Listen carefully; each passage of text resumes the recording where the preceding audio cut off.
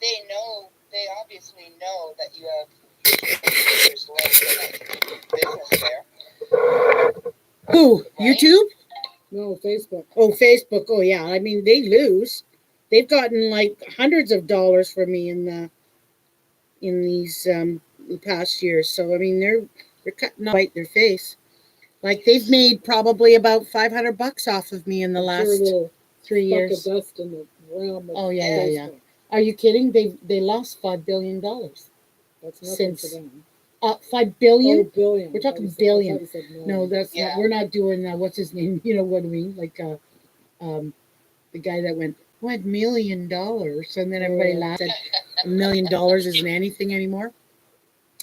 But oh well. I mean, we'll see. We'll see if we have participants. It was just. But if you could post on there for me, that'd be great because I'm not in it right now. I kind of bumped out as soon as I got that. I got a message. So I'll go to Scrum Sisters Studio. So actually, I'm going to give you. I will give you this. I'm going to give you. I will give you this link on Facebook Messenger. Okay. And oh, never mind. Never mind, Karen. Yeah. I can. Let me do it here. So, live right now on YouTube. So, open forum for watercolor challenges. Okay. Okay. Good. Yeah. So let's see if I get any bodies. So I'm just gonna get out of that. But it is what it is. Whatever.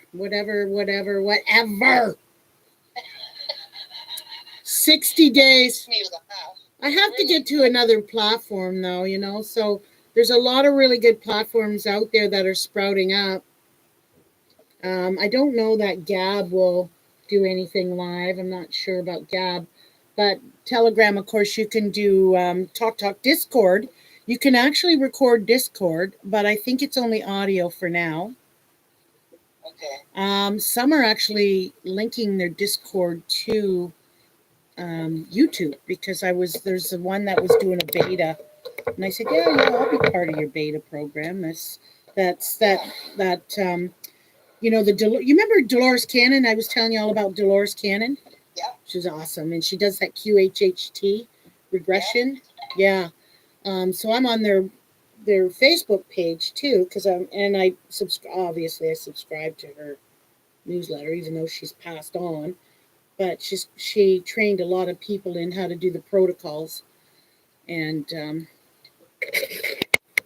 so anyway, they're trying some new formats to talk about and maybe even do the live regressions. So. Oh wow! I know, pretty cool. That is pretty cool. So there's a Facebook page and they're actually sharing a lot. Well, what's really good too is they're sharing some of the more recent ones, which is also giving light to some of the events that are coming up. Wow, interesting. Yeah. So anyway, if you're bored and you got, click on the link and come visit me on YouTube for a few minutes. Okay. And at least I can have one participant. You have to get the link from Scrum Sisters though, and that'll take you right to my channel on YouTube. Did you have a good day? Lazy day? A little bit of a lazy day, although this morning I was putting on my makeup, sitting on my chair, and my fucking cat attacked my back. Oh, she's a little bugger. You've been home all weekend. What's your problem? Exactly. Menopause. Cattle paws. Cattle paws. No, you have to know Serena. She's a serval. So she's not a domestic cat. She's a serval. So I was so pissed off, and she knew it again. She took off, right? And I thought, you bugger. Yeah, it's like she's seen it as like a game almost. Yeah, well, she's going to get her teeth pulled out if she continues this, because if she connected this morning, like it was just scared the shit out of me. Oh, it would. She got between the back of my chair and my back. It's like she pounced on my back. Wow. She jumped up to bite my back, yeah. Wow, that's not good. She's done that before, though. So, yeah, she's done it before, but why all of a sudden, though? That's interesting. Why is she, it could be frequencies, though, too. The frequency changes, as we're getting to that, our higher frequencies and stuff. Maybe she's starting to feel it, too, and it's very hard for her to kind of, like sometimes it's like when you're anxious and you don't have any outlet. Well, yeah, but why would you? Yeah, I get that, but why wouldn't you, meow? She's a cat. She's a serval, right? Yeah. It'd be interesting to see if any of the zoos are having some issues with their wild cats. Oh, that's a good thought. Yeah. Because she'd be in line with, the wild cats, right? Yeah, but yeah, it just drives me up the freaking wall. Yeah, I know it's not fun. It's not fun at all. Crap out of me, and plus, it happened, and it in such a fast pace that I moved quick enough. Yeah. But if she'd have connected, she would have bit really hard. This is the problem. Yeah. I'm always on guard. It's like I live with fucking Kato. Yeah, you gotta have you gotta have all this buffer around you. Exactly. Oh my god. Anyway. Okay. All right. Well, when's your live start? It's now. Starts right now. Started at 7. All right. See you in a few. Okay, click on it and come see me. Okay. Bye. Bye. So I'll just text Sherry too.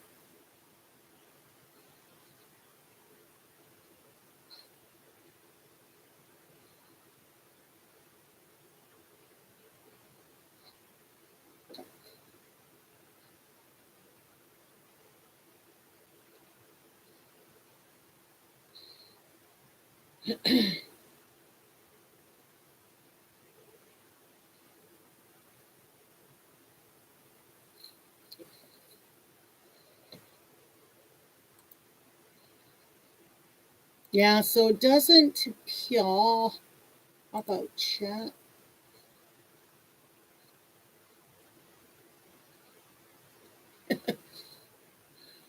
Yeah, restore chat. So we'll just do it right here, I guess. Participants. Patty. So it'll just be in here.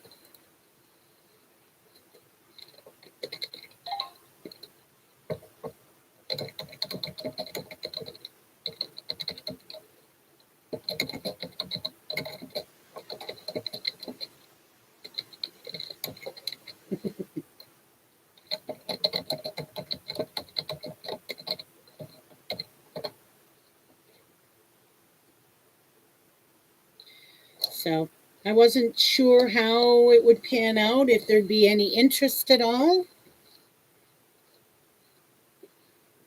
But I thought that it would be maybe beneficial to some who are just beginning watercolors or have been playing with watercolors for some time and you're self-taught.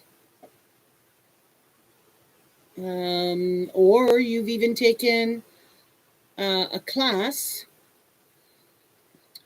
and it's been a while and you kind of come across these things that you can't remember that you took in a class and you kind of sort of parked them, or you've taken a beginner's watercolor class and you're having frustration with it. So the thing about watercolors is it's not one of these mediums that you can really overcome.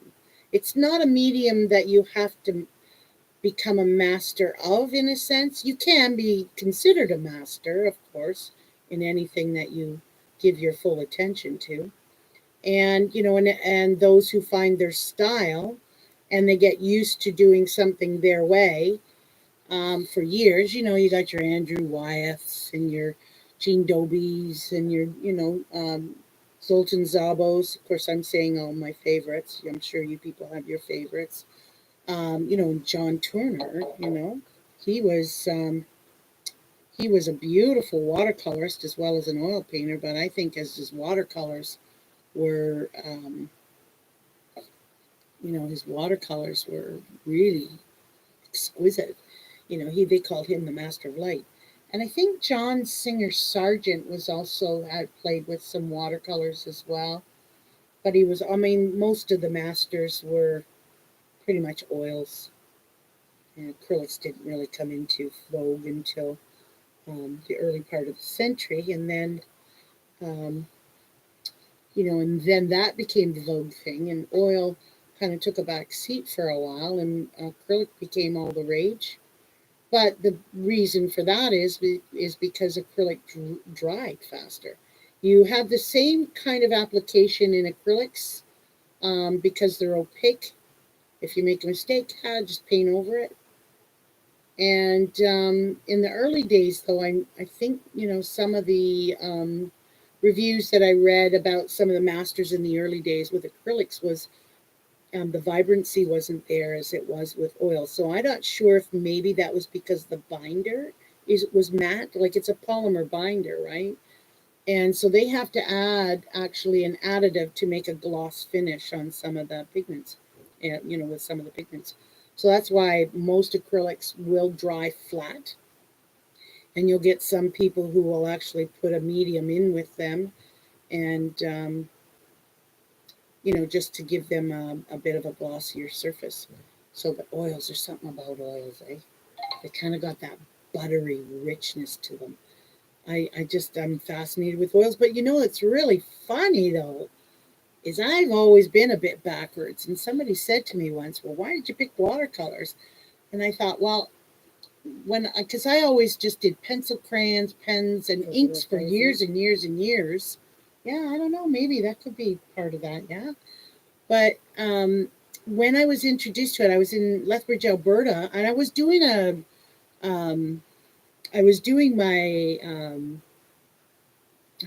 mechanical technologist at the time, though, too, or it might have just been before that, just before I went back to, because I was on a waiting list. But the Lethbridge Lethbridge, Alberta University has got a great arts program, and apparently they're quite a well-renowned university for arts. But we're talking, dating myself, we're talking the 1980s. So, but anyway, I went in and checked to see what they had for night courses because I had planned to be, full-time days at college for my chosen trade. And watercolors, I saw the instructor's work, and I thought, what is this, right? It was so jewelly, and it was all vibrant and translucent, and I thought, wow. Hi, Sherry. I'm just kind of giving a little rhetoric here. Karen might be on too, but I'm just talking a little bit about how I got into watercolors. So anyway, so I took the night class, and that's how I was introduced to watercolor and fell in love with it. And people over the years were mind boggled as to why I would choose watercolors. To say that's the hardest thing to learn. Why would you choose watercolors? And I kind of was baffled by that, because when you don't know, right? And I love watercolor. I love everything about them, and I stuck with them. Mind you, I did learn how to paint with acrylics and oils as well. And I really do love oils. I certainly see the romance in it and why people are attracted to it. But, I just keep going back to the watercolor. So anyway, and I by no means would call myself a master, but I'm a long-time user. What do you call a long-time user? An addict? I'm a watercolor addict, maybe. But and I keep going back to it because there's so much that you can do with it. And then after I had, and I've always been fascinated with inks. I used the inks before. And in the early days with my watercolor, I was actually using inks with them too. So that was sort of my style, right? I was doing them very loose and using it. Oh, it is mesmerizing. And mesmerizing actually is a very good descriptive word for it, because even as you're painting, or even if you're just playing and you got a puddle of water and you're dropping these colors into it, it's like watching a fire, like you're just mesmerized by the movement and the change in temperature, and you see the, the white and the oranges and the reds, and, the fire, the flame. And I think that's probably what is really interesting about watching the watercolor pigments flow and move through the water. And really, the key here is it's water, right? And so water flows, and the paint goes where the water flows. So, and just keeping that in mind, and people still try to control. Well, if you're going to be using a lot of water, there is not going to be any control.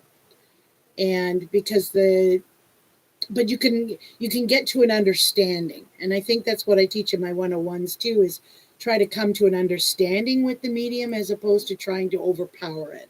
So a lot of times, I'll get back and I'll revert back to my days where, so when I got my my degree and my certification and all that, and then I went into yeah, thanks, Sherry. And I went into mechanical drafting design. I got tighter, right? And because I had to have high precision in that work, and I got tighter, tighter, tighter, tighter. And then it got to the point where even my painting, you remember that I did that back in '84, I think, when I painted you that big Chinese guy. Oh, yeah. And I mean, it was like I was painting almost like I painted. I never got it back. I gave it to you to fix it. Yeah, it got ripped though. When you were moved back here, it got ripped. It's at home, so it needs to be repaired. But anyway, I did Michelle a big, huge painting. It was a Chinese because she was very much into the Asian. But when you looked at that, well, it's Chinese, Japanese. They were both pretty much the same with the bonsais. That's a Japanese culture. Oh, was it the Japanese? Okay.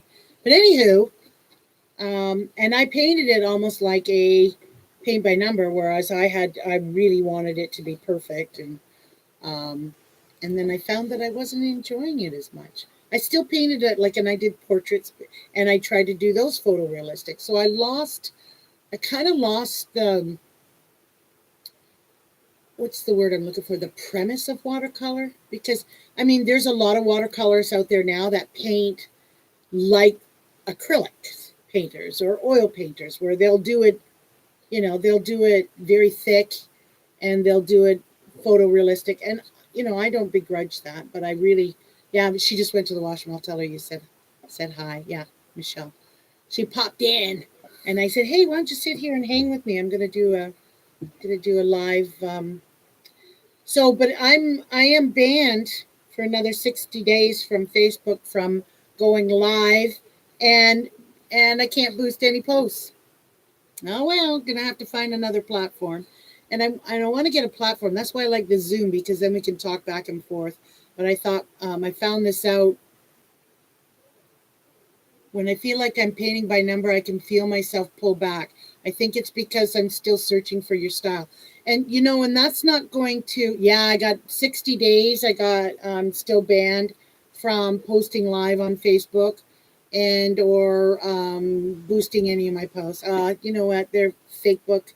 They're going out. And the sad part is I have to download all my photos and pictures from there. But the Scrum Sisters page was something I've built up for, quite a while now. And I have 1,500 followers.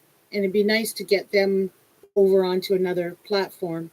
And then I can just start doing that. So I'm going to see if maybe my actual website can host or be embedded where I can do live, and see how much more that is a month. We'll see how it goes. But I got the Zoom, and I've got that on a yearly basis right now, or I'm paying by the month though. So that way, if it doesn't work out, then I'm not going to worry about it too much. And the nice thing with the Zoom too is, Karen, that's Karen. She was going to go on YouTube. Maybe she can't figure it out. But anyway, I don't want to digress.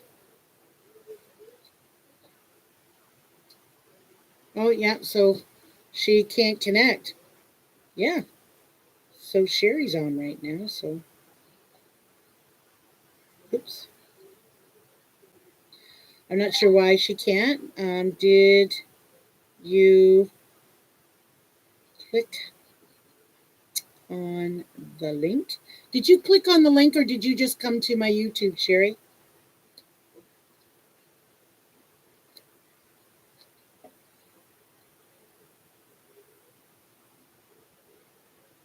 Yeah, I know. I miss everybody too. You can always... I hate typing because I'm not fast enough.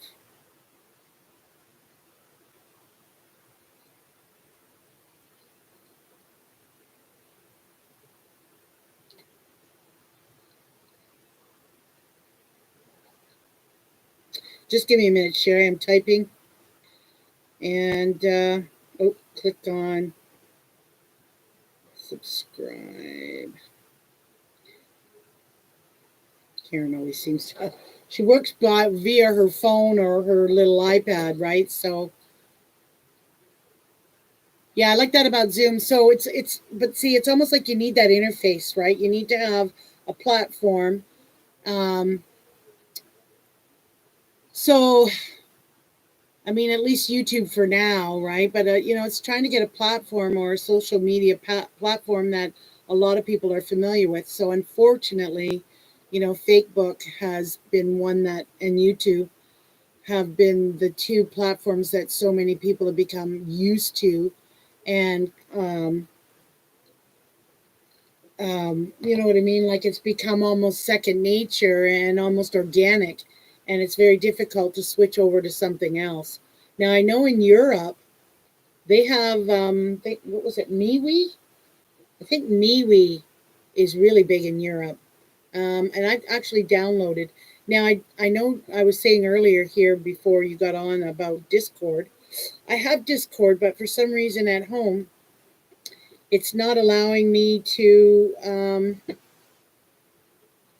download it again. Like I had it, and then they went and did. See, this is Windows 10. Oh, just seems like they're going ape crap these days because I did an update, and then my Discord app isn't working now. It's saying some file corruption or whatever. So I uninstalled it, took everything out. I have a program that'll get rid of all these log files and all these little residual files too. And then I download it again and try to download it. And now it's saying can't do it. So that's, oh, I know, right? Windows 10 is terrible. And they're getting worse because they're becoming more invasive. So now they've got this new upgrade. It's Windows Edge or something now for a browser. And they're really trying to get you to use their browser. So I don't know if anybody comes on here and they know a really good platform to use. I'm going to kind of feel out a little bit. I've got some subscriptions to some emails of other artists and seeing what they're doing for a platform where you can do, I know BitChute, and then of course there's Vimeo, but Vimeo is really good too, but they're also limited. They're not free like YouTube where you can upload it and then you can make money and they pay you sort of thing. And it's not like I'm looking to get residuals from the platform I'm using, but I just want to have a place where people can log in and we can have a class, right? So, but anyway, did you have any immediate? Yeah, well, just download the app. See if you can download the app. And I am Patio, Pateho, I believe on Discord. Okay, so I will actually, I'm going to actually add that to my link tree. So link tree is pretty decent, right? I got link tree. Yeah, BitChute's pretty good, but I think you have to, like, there's a lot of people who are no longer monetized or are allowed to be on YouTube or been kicked off of YouTube that are on BitChute. And they're actually very popular right now. But I think that, I don't know if you're even allowed to, I think you have to pay a monthly subscription, which is no big deal. It's just, like you have to have some place to show your link that people are going to log in on, like at least with Facebook, if you go Facebook Live, you get a notification, oh, Patty's gone, Scrum Sister Studio is live, right? And that's what I was going to do tonight on Scrums. But, yeah, what a bummer. Anyway, so, do you have any particular questions? I did get a bunch of questions that I put together, some of the more common that I've been asked. I did get a couple that were passed my way. Brush strokes, like how to use brushes. Okay, we can definitely go over a few of those. And like what, flats and rounds and things like that, and how to get certain strokes. Is that what you were looking for? We can do that for sure. I mean, seeing as you're on here, we can do that for you. Because I had, there was one about streaky watercolor washes. How do I make my watercolor washes more smoother, and that's about, remember with the 101 class, and I said, you master the 5 different washes and you can basically, pretty much do any kind of a picture. And if you see me moving my head, it's because I'm looking beyond the camera to see your. Oh, the loose flowers. So the loose flowers work best with the rounds. And so if you've got the rounds with the super pointy points, that's a different thing to get used to again, as opposed to, say, the Princetons that are your ordinary round. Now, my Princetons, well, I love these. These are the ones I've been using. But I think Sherry's got you're working with your new Da Vinci's. She's got Da Vinci's. But I got some of my Robert Simmons, the Newtons. They're really nice brushes too, right? So they're good synthetics. The sapphires, right? I got those sapphires. Those are nice brushes. I've been keeping these here, and I've got my Princetons here too. So, and I actually got really used to using the Princeton long. Remember when I think I talked about that in the class as well? So here's the Princeton long, right? So this will be the long point, the long round. So what I like about these, though, is because I don't have to go and jump to different brushes, right? So I can do everything all in one stroke. So let me bring this a little closer, and then I will bring it down to the paper. Oop. So there we go. I can bring that a little bit closer. And we can get down to that. And then I can maybe show you some of these. So what I'll do then, Sherry, is maybe I'll get a couple of, and I'll use a darker wash so it'll come up on the screen. So I've got my white nights here. So I'll do, so for leaves especially, and you're like leaves and flowers, the leaves and flowers are actually a lot of fun, and they can actually be done fairly quickly. But so the thing is to get comfortable with how you hold your brush in that. So once you kind of got a feel for how you hold your brush and the direction that's comfortable for you. Oh yeah, Michelle, show her your cross stitch. I'll show you what she's doing. She said she does cross stitching as well. Look at this beaut. Isn't he gorgeous? She's a wolf. No, so it's a fox. Or sorry, this one's the fox. My bad. So both her grandsons, they're Andreas Fox. Spelled P-H-O-X. Yeah, P-H-O-X. And then it's Kingston Wolf. So, yeah. Yeah, cross stitching is a great way to relax.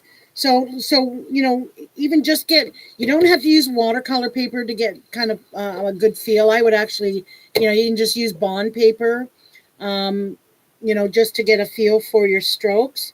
But you want to make sure that you've got it. So sometimes it's really cool if you got the long point, which I've got my Princeton long point. This one here's a number 12. But you can kind of do these long, stretchy like this. Let's see if I can even get this.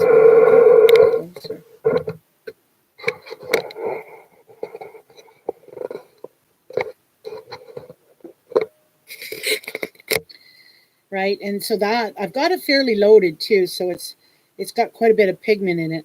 And then, you know, take this here and then just bring it right flat down. See, that whole barrel is right there. And then you can bring that up. Now look at the interesting leaf I got out of that. Because I lifted it up right here, you see this long, so the long brushes, the long rounds, they're actually cut on a taper. So that's the longest. And so you can bring that right up and then just come in. It's not saying that you're going to have it perfect every time.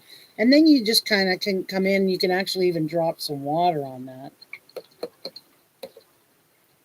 Right, get rid of the excess, but then just come in and smooth that out. But if you're, you know, if you're into just, right, so just do that.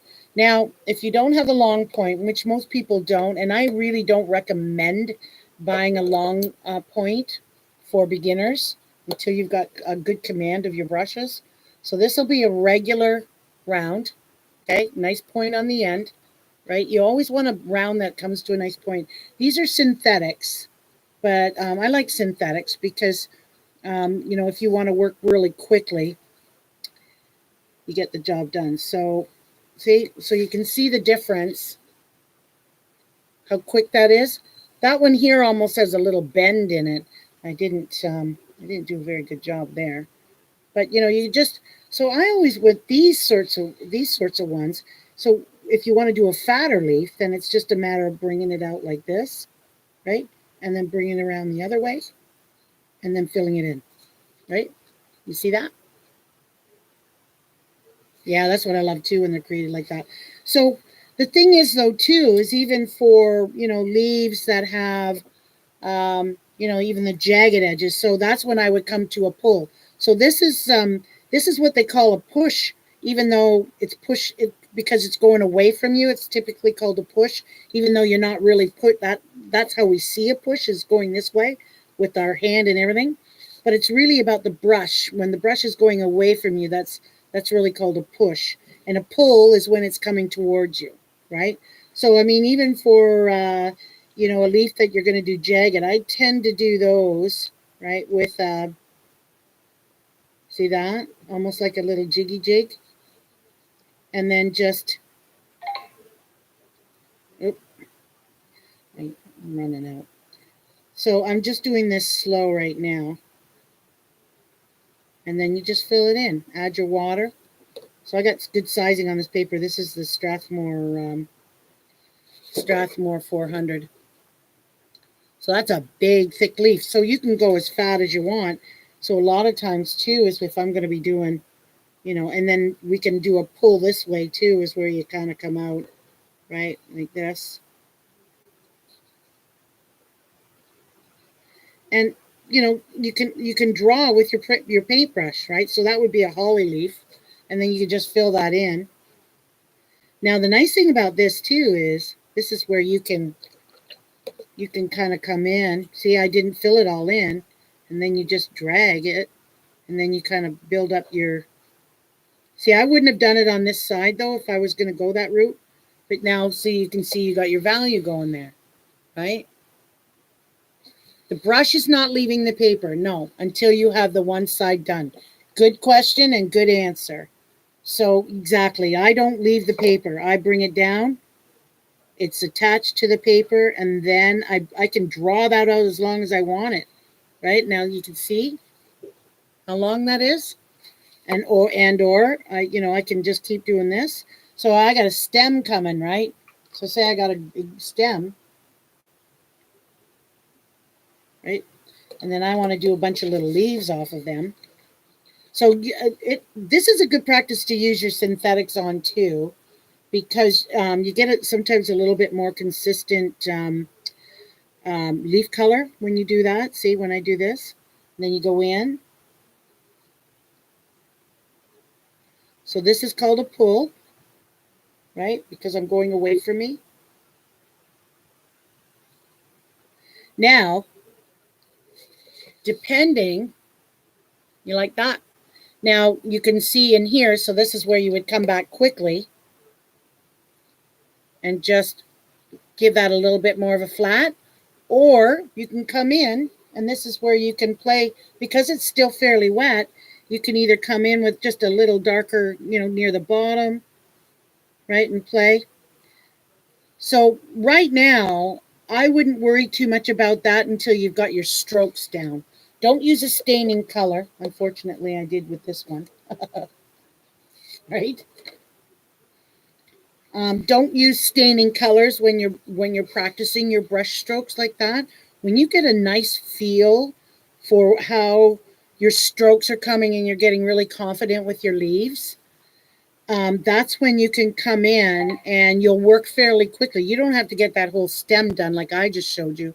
I was just showing how easy it is when you've got this kind of a Zen movement. You're in the flow of it, and that's what water does, right? You're in the flow, and so you can get these leaves down, and then when you become used to it, then you can come back quickly with. So we always go from light to dark, obviously, right? So then that's where you can come in with your lighter or your pre-mixed greens that you did yourself with non-staining watercolors. Remember, the transparents are always going to be brighter than the staining colors, right? The staining colors tend to be slightly opaque or semi-opaque. Not all. I mean, I should retract that, because permanent red is permanent and it's a transparent. So, and this is transparent too. So actually, that's not a very good example, is it? But this is semi, the hookers. It's a semi.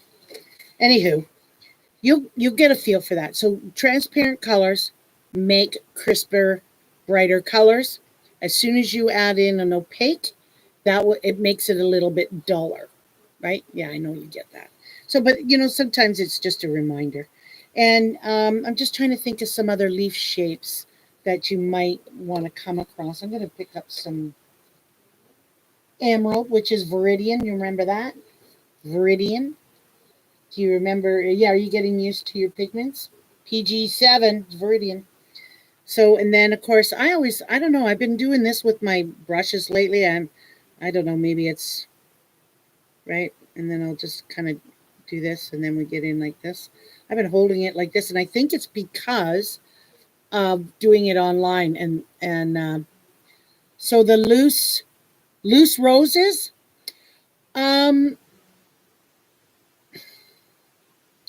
Well, yeah, but you know what though? With the good thing with the videos though is that you can stop it, right? So the leaves, you're getting pretty good at doing the leaves. So for roses, yeah. So for roses, I'll see if I can do one with this crimson now, the carmine.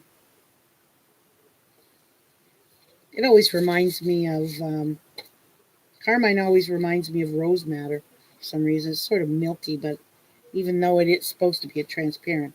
Okay, so roses. Let me think if I can. So it really just starts right, and then I always like to bring, and I don't always do it in one flow. Think of them as C's, like letter C. Remember curves? Yeah, that carmine's beautiful, isn't it? So you can kind of come in. So see how I started off with this little C, then I come with this little C. But as I coming around, now I'm coming halfway through here. Now I'm going to overlap slightly here, bring it down, and go around again. I haven't done this for a while. And I mean, I can make that fatter too, right? Because if you're looking down on it, see how I got that bigger C? And then I overlap a bit more, and then I kind of come down with a little bit bigger C. So it's always going to get a little bigger as you go around.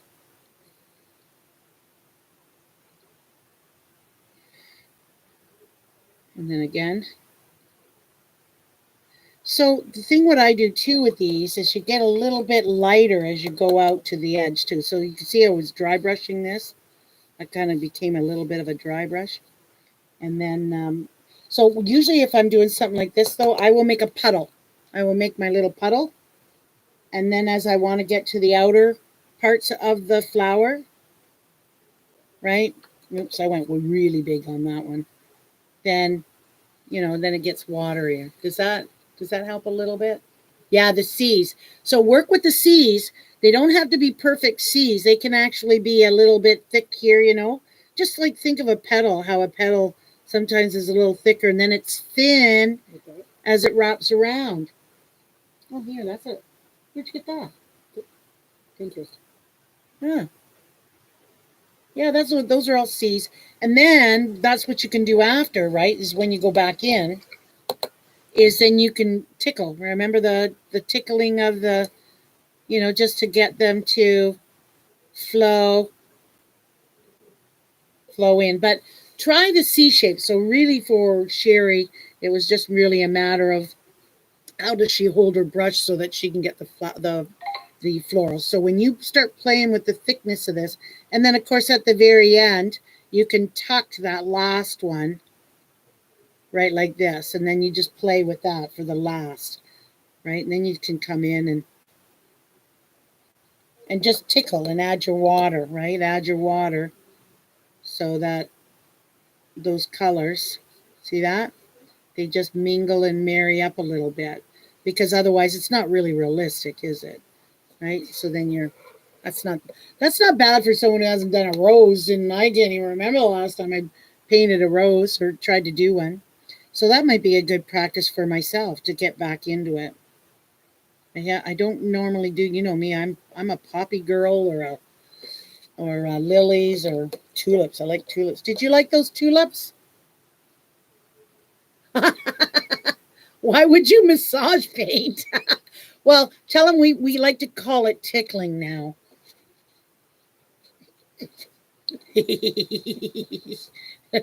So, I mean, that's rather big. With her brush. Come here, honey, I'll show you. Yeah.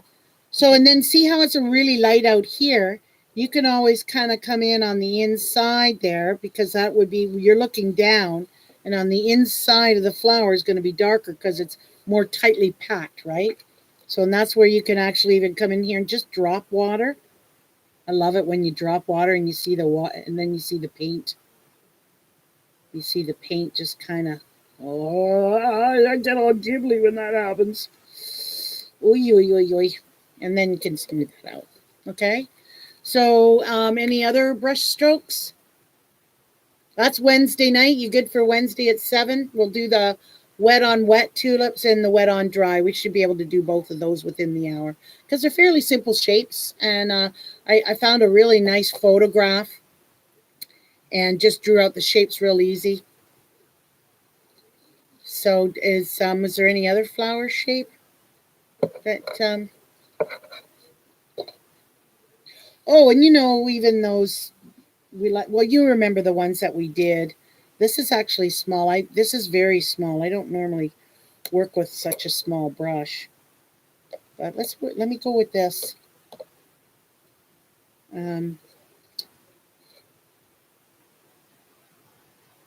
So sometimes there's a couple of different ways I might go about if I'm just doing a freehand kind of a petal. So this is obviously the wet on dry method, right?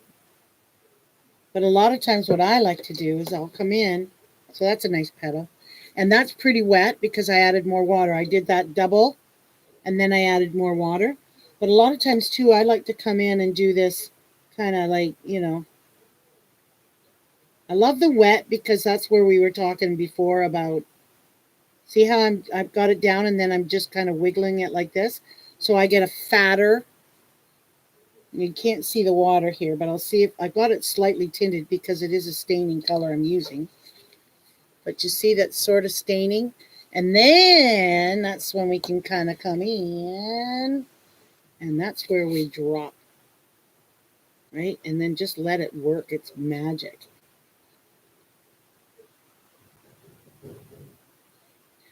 So you can see the difference. And because it's not like super wet, but that's going to work for a while. That's going to play around.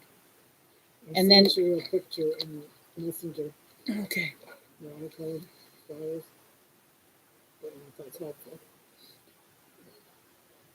Oh, jeez, Karen. Poor Karen. Let me see. Can you go to YouTube at all? Or maybe I can do that right here. Give me just a sec, Sherry.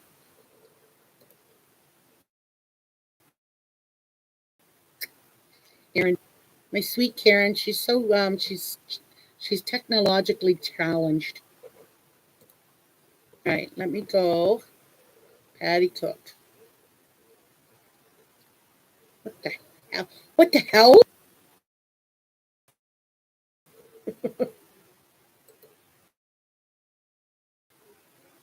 Post this to her Facebook page so she can. If Karen's on now, then she's on. Hopefully. Yeah, you gotta hit live. Are you there, Karen? Let me just call her.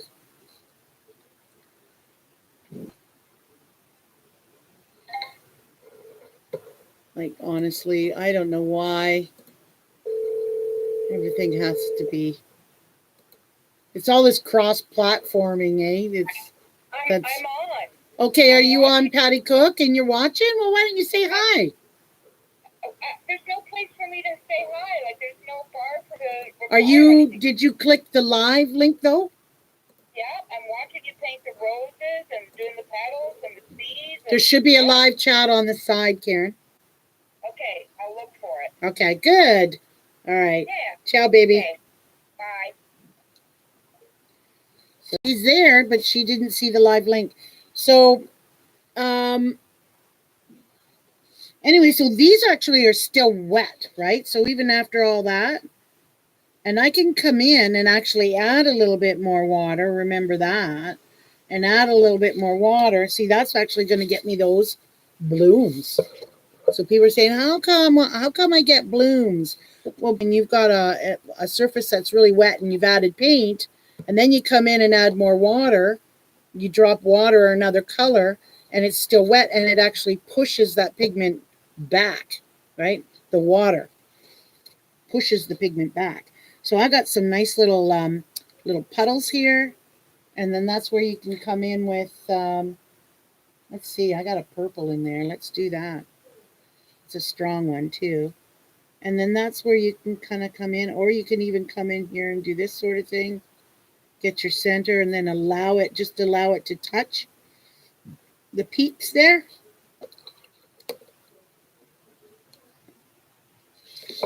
So, actually, I was going to do another wet on dry, but I might as well stay with what I got going on here, right? So I got this wet, wet, wet, and then I'll come in, right, with that. Clean that out and let that work. It's magic, right?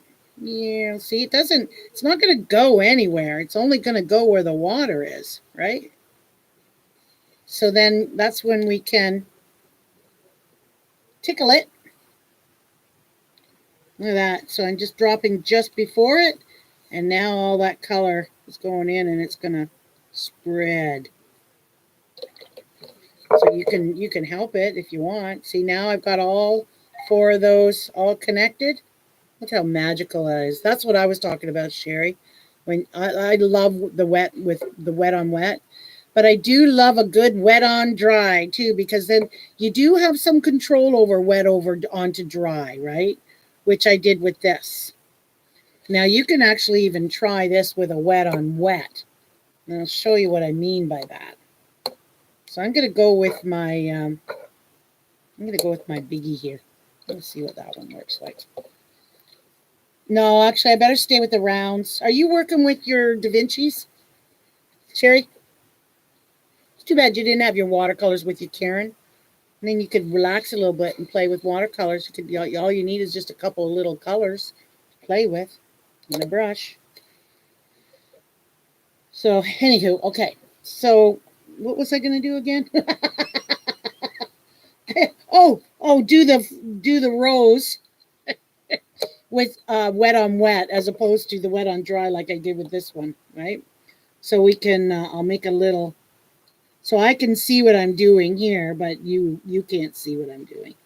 But you will when, see, I'm painting the shape with my water, and I can see it. And then, ooh, those two waters, they connected. Ooh, there's another one that touched by accident. So I won't go too far because I don't want it to get too dry on the inside. But now watch this. This is where it gets to be a lot of fun and where you can really become mesmerized. So this one here I'm using right now, oh, that's rose madder. I don't want rose madder. I want permanent rose because it's so vibrant. This one here is the Mission Gold. So here we go. Right, and so I'm just, okay. So then you just drop your color in, right? Ooh. And let it do its thing. Now you can work it through or just let it run. Now a lot of times if you just let it sit, it will migrate. We oftentimes don't have enough patience to let it do that. Michelle, there's water in the underneath if you want to fill the kettle up again. We're going to be doing some teas from Mercantile and Tea. So I'm going to come in here now and I'm just going to add a little bit of this is the core quinacridone. But look at how that is, see? Isn't that pretty? Isn't that fun? So those are other ways that you can experiment with that as well. So when I was talking about some of the questions that I got asked, there was a couple, like Leah, she had emailed and asked about, yeah, it's the best place to buy tea. You sure hope Karen was able to. If you can't do the chat, Karen, you can always go into the comments and say something in the comments. That's always nice too, because that'll be left with the. So I've got these. I put them in a document here. So the thing about streaky watercolor washes was one. And I'll show you what I mean, what that means when they say streaky watercolors, right? So it's when you're trying to do flat and or graded. The graded tends to be where we do that wet on wet, and you could tend to get a pretty good graded wash. But what happens when you're trying to do a flat wash? Right, so we go in with that, and a flat wash, of course, is where we just kind of come in and right, there's no gradient, it's just all one flat color.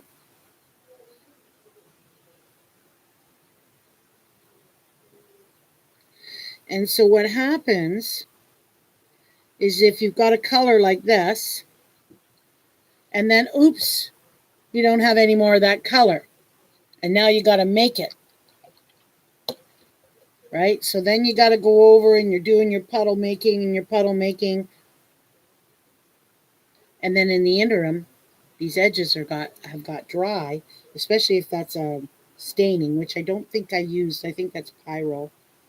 I didn't use a staining there, but staining is where you really get your frustration in. And then of course you've made, so that's why I always say it's always nice when you're going to do your washes is to make sure you make enough, because this is where a little bit of pre-planning is concerned. If you're just playing, that's different. But if you're going to be working on an actual project, and you know that you're going to be doing some washes, it's good to have your puddles made, right? So, there's those consistencies I told you about where we've got, like, they call it tea consistency. There's, what is it? There's wasabi, which is, so like it's a tea consistency and a coffee and a wasabi, so what that means is that that's the more pigment that you put into a mix, right? So obviously coffee is actually lighter than the tea. The tea is darker than the coffee. I don't know why, but I remember either reading that in one of my books. But anyway, So anyway, I'm coming in. Hopefully this will. And then I'm going to come here. And then when it dries, I'm going to have some streaks. See here, I got some blooms there. Actually, this is a good one too. So what happened here? You see the blooms?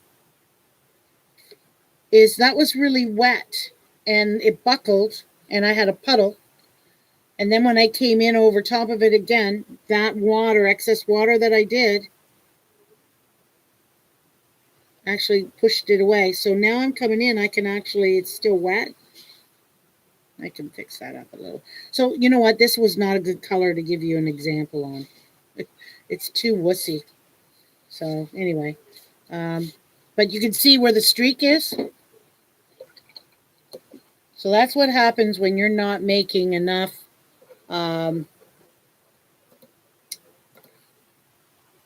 tickle, tickle, tickle. So like I said, so you'll get your streaks because the paint has had time to start drying, and then you come in with your next, batch, and you're trying to use that same consistency of watercolor. So, and you may not have your proportions right, and then a lot of times that's what happens. You'll get that line or streak or an uneven, right? And you'll have one end that's a little bit lighter. I don't know if you can even see it. You'll have one end that's a little bit lighter, and then it's not even all the way across, especially if you want to go with a flat wash, okay? It doesn't really matter, if you're doing a sky or, backdrop or something. So you want to make sure that your brush is really well loaded with paint, and then tilt the paper too, right? So that's the other thing. So like say you're doing a wash, you're going to do a wet on wet. So this is where sometimes your blooms will come in too, is you'll have a really wet. You're doing your wet on wet. I'll go in with my permanent rose here.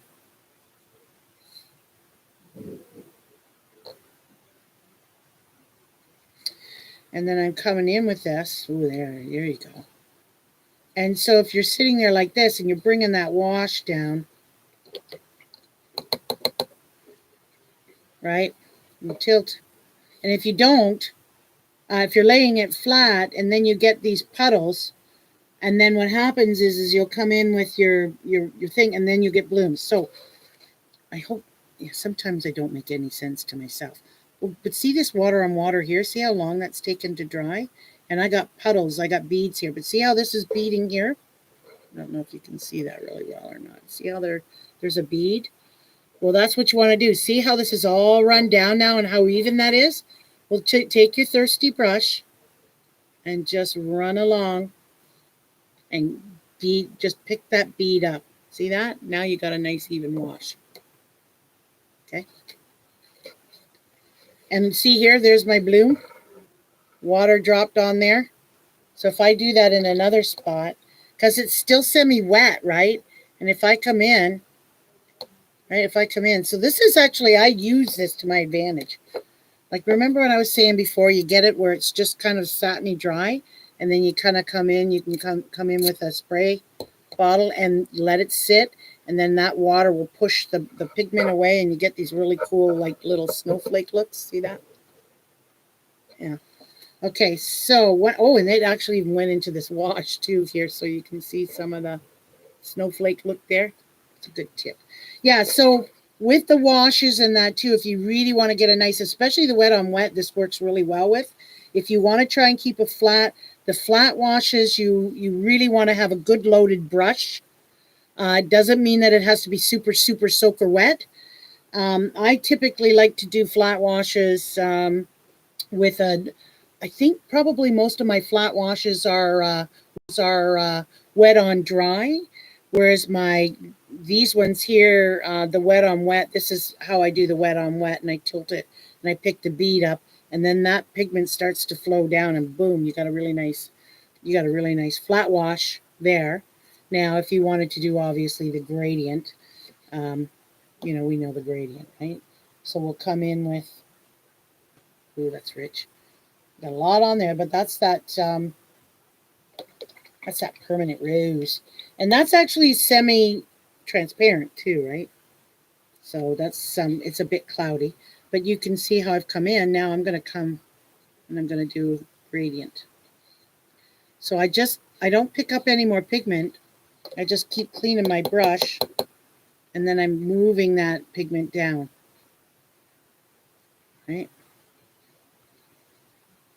So I'm getting that excess water off, and anywhere there's a puddle, then you can bring it down. So those are beautiful. I love gradient washes, and you can actually bring in some extra colors in on those too. So anyway, that's a kind of a review with that. So that was one of the questions I had was about streakies. When they were trying to do a wash, they were getting these streak marks. And that really all has to do with knowing your paper, because if you're using hot press, remember I told you hot press dries faster than the cold press. Now, this Strathmore 400, even though it's cold press, it literally is not as rough as my I don't know if you can see the surface here or not. Yeah, one side's typically a little rougher than the other, but when you compare the arches to the Strathmore surface, you can definitely see that this has got a better texture, and the water will it dries faster here because this is almost smoother, and the water, it takes longer to dry on here because it goes into the pockets, right? And I prefer cold press because it's so versatile. But Sherry, when we get into the botanicals are best done with a hot press. Or this 400 might work really well too for the botanicals because it is a really smooth, it's a smoother cold press than typical cold presses. So when you know your papers too, that's why I don't always typically switch my papers up too much. There was a paper that I got from Karen that she had, and oh my gosh, it was a different paper. Really, really different. Yeah, Arches hot press. Oh my gosh, that's really nice stuff. I found some on Amazon. I'm going to try, only because it's cost effective. I'm going to try the paper, and I get 20 sheets for $17, which is really cheap. Obviously, the best way to buy your watercolor, a quality watercolor, of course, is to get the large sheets, your 22 by 30s, because then you can break it down. You can cut it down. I think you can get 9. No, you can get 8, right? In half, 4, 2, 4. Yeah, you can get 8 9 by 12s from that, right? For for a very good price compared to buying maybe not, depends, eh? Depends on the brand that you get too. But I oftentimes, because a lot of times when you buy in bulk with the sheets, you get a better deal, all right? So the other thing I wanted to do or talk about was what somebody else said here. So with the edges too, that's the other thing I wanted to say. It wasn't always just about not having enough for the washes where you get the streaks and things like that. Sometimes you've got too thick a paint, right? And it's too sticky and it'll tend to spread unevenly, which actually will create streaks as well, or blotches. So that's where you kind of got to play with your ratios and work with the different types of washes. And I actually talk about that in my classes, about the different consistencies of paint ratios. You've done that, like what, the large sheets or the ratios? What have you done? I'll wait, because sometimes I get talking way too fast.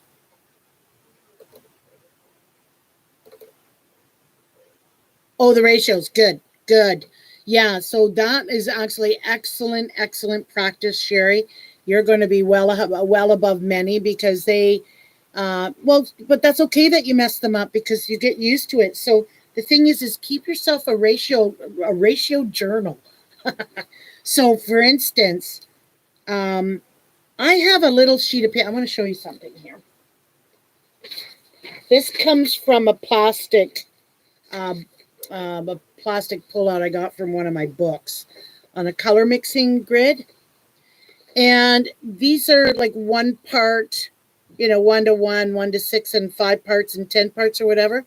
I'm not saying that you have to go to that length. I actually use this for portraiture, right? I've got a really good color mixing guide for, I see that my mirror, it's on a mirror here. It's not showing you. I think I have to set that up when I'm setting up my live, so I'll remember that for next time. But it's really good. Make yourself maybe a little grid, and you do it on your, if you can do it on a plastic or whatever, and that way you can mix your colors right on your little grids. And then over time, you get a feel for it, right? So you can go, well, I'll take a dollop. So and especially if opaques and your transparents, when you're coming in right straight from a tube, obviously is the richest, right? It's rich. It's coming from a tube. But you can get the same richness as you can see here. My watercolors over here, right? They've already been wetted down for a while. I come in and I use warm water. I think I've talked about that before.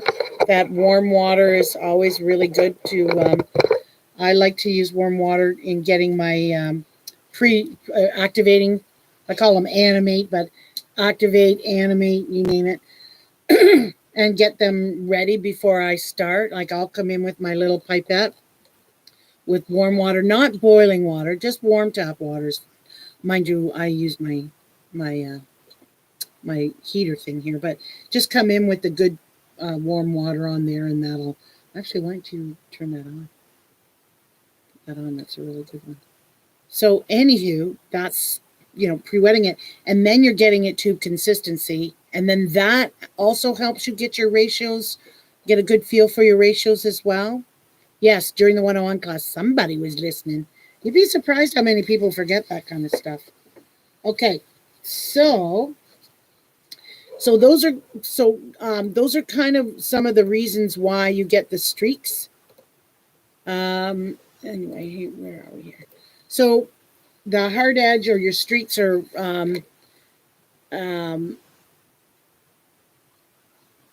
so what were we saying? So to get the more even, you want to make sure your brush is loaded and that you have enough of a wash made. Another reason why is your paint could be too thick, and also you're doing your strokes, and those hard edges also occur. Like I said before, is you wait. The wash has been given time to dry between those strokes, so you'll get that but if it's non-staining, sometimes you can go in and tickle it. It just depends on your end game, what it is. If you're doing a wash, well, then that's something you want to be committed to, and to get the proper wash, instead of I gotta go let the dog out. I'm doing my wash and then I gotta go let the dog out. And the interim, especially when you're using the Strathmore's 400, your paint is already dry and you come in and you got that hard line. So, and of course, we did talk about the blooms and the back runs, right? That was another question. And this is an age old, and it is the quintessential challenge that all watercolorists come to.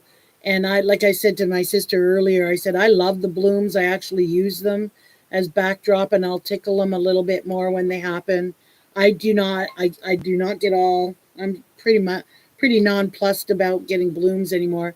However, there will be times where you want to have a more controlled painting, and blooms would be disastrous. And so, blooms are the dark feathery edges that you get when paint is introduced to a drier setting wash, right? So this was dry, semi-dry, and then I come in with a really wet Like I said here, I come in with the wet. And the same when you want intentional blooms, of course, like I told you, that's what you do. You wait till it's right, almost dry. Like this one is still wet. And I come in and I'm going to introduce water to it, or a fluid, and then you get those patterns, right? So keeping in mind, again, how your paint is working. And a lot of times if you're coming in with more water too, that's another, it pushes that pigment away from you. So a damp area will draw fluid from an adjoining area as well that has a greater wetness. Well, then that'll produce some of those flow marks as well, right?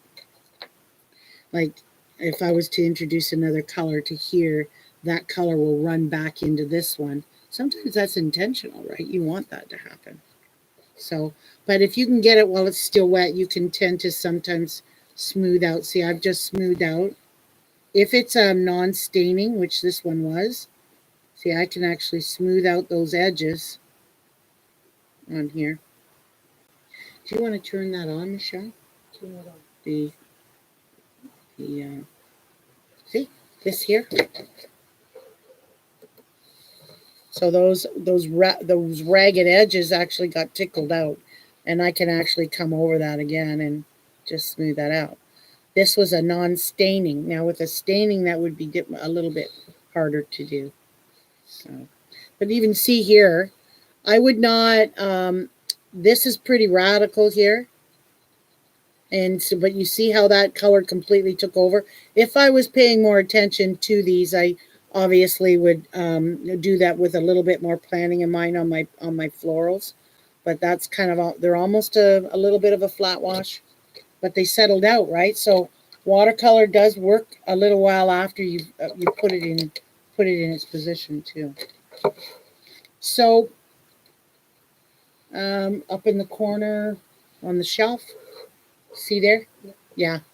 So I think I'll address one more because I really didn't want these to be too long. I thought maybe a good hour or so. Is there one that's pressing on you right now, Sherry, before because we got about 10 more minutes. Oh, you know another one. Part of the mystery is what? I forgot which part you responded to there. Sorry, Sherry. I was part of the mystery. Is it not working? Oh. Oh, there's some in there. Very quick. I'm lighting up my beautiful sage candle, which I hope Karen gets these in her store. Sharon, my neighbor, she got me these candles, this candle, and it's a sage, and it's from Wax and Fire Company. It's a soy, which that's the only thing that soy should be used for. But it's completely free. It's totally organic, and it's 100% sage essential that's in there. So like, oh my gosh, it's like I'm saging the room, so to speak. And the smell is absolutely fantastic. Okay, so letting the paint go and see what happens once it's done moving. Yeah, part of the mystery is right. And that's where, and that's like, that's what I said to Karen too. If she gets it, I gave her the name and stuff. If she gets it, I'll get my candles from her. But you're right. Like that's part of the mystery is people need to give watercolor time. It's probably one of the most popular right now. I think that people are starting to, that when they give themselves some time, and there's a lot of really good artists out there too, a lot of watercolor artists. And that's the other thing too, is I often say to my students as well is, find someone that you really like, right? Like if you've got an artist that you really, really like, those are good. That's good to have, right? And like I have the ones that I was influenced by, in my earlier days, but that doesn't mean that they're always like, they gave me the confidence and I gained some really great skills And but I've also seen some artists down, some in the latter years too. I mean, doesn't mean that they, the only good teachers are going to be, they're going to be the masters, the old masters, right?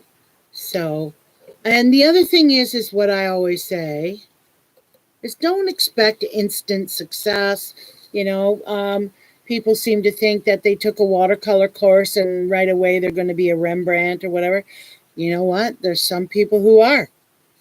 It's just the way it is. It's the way we approach it. Some people have a natural they've just wakened themselves up and they go for it. Other people. So for me, it's a passion, right? So Renata, is she the gal that does? She's got a bit of an accent, and she's really got a really nice kind of a persona, and she does very simple flowers and cards and stuff. Is that the one?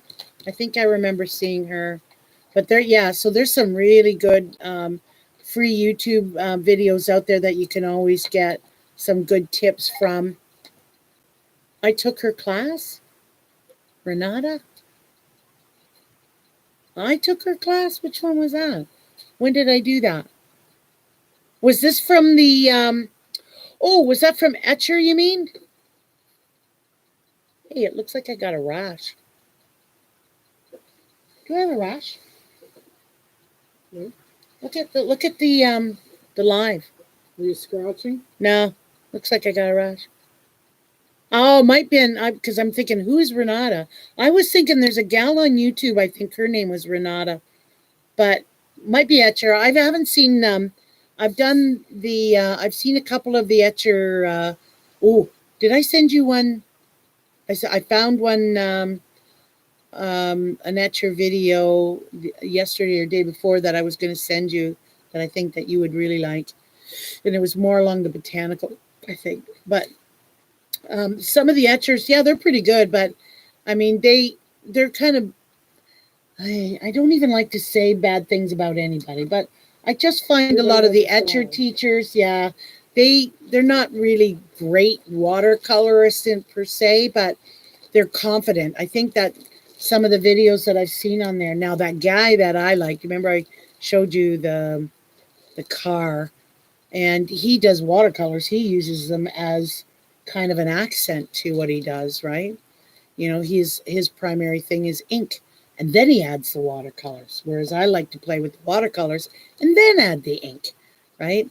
But Renata, I'll have to look that up, but you're probably right if it was one. I do, but I really like the one with the needle. No, they're not really teaching. It's just it's like a paint along, right? So you're paying I think it works out to $7 Canadian for a paint along. But the guy that did the car, he's a British fellow. I really like him. He's kind of got this quirkiness to him, and I really enjoyed it. But I think I watched his demo, and I did download his, his recording, but I haven't done it yet. So that'll be, which one? You want to make what for? Oh, the needles, yeah. So apparently I thought that I was, I kind of thought that I had an epiphany, because I said to Michelle, if you did people's spirit animals, that would kind of make it your own. But I guess Natalie, or whatever her name is, I'm sorry if I forget, but I guess she does the spirit animals. But so I think my unique twist on it is doing the Chinese horoscope animal for mine. So I'm going to actually offer to do that. So, for a fee, we'll see, because I actually did mine on wood panels. I like doing it on the wood panels as opposed to doing it on a canvas, because it's just easier to work with those nice hard ones. Yeah, a few people do them, but I don't think that they do them with the Chinese. Well, mind you, if they watch this video, they will.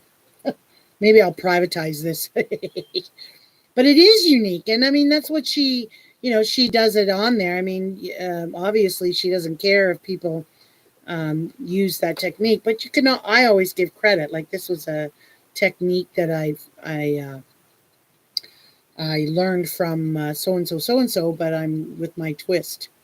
So anyway, that way you can kind of get the right animal. Yeah, you do. And I did mine a completely different way than, I did Michelle's, for instance, a completely different way than what Natalie did hers.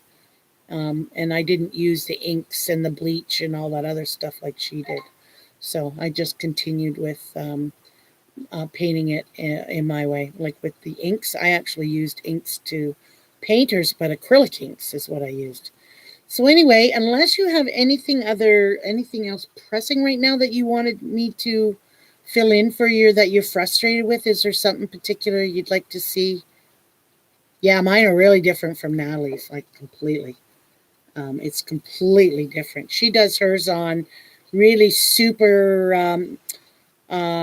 She does hers on Bristol, and Bristol's actually really good if you can get a heavy Bristol. Otherwise, it just soaks the paint up. So that's why. Yeah, okay. I'll send you all the stuff for the tulip for Wednesday night then. Okay, honey bunny. I love Sherry so much. She's always online to support me. So at least we got to do another little live, and I didn't. I followed through with what I said I was going to do, regardless of nobody else is interested. And thanks, Karen, for popping in, even though you couldn't get on the live chat. I'm not sure why you couldn't. It's obviously something you got set up with your settings, maybe, or depending on how you are accessing YouTube. If you're doing it through an iPad, maybe you can't. Love you too, Sherry, and thanks for all your support. So we'll see you Wednesday. I'll probably do the Zoom though, and that way we can chat just like we did the other day. Ciao for now.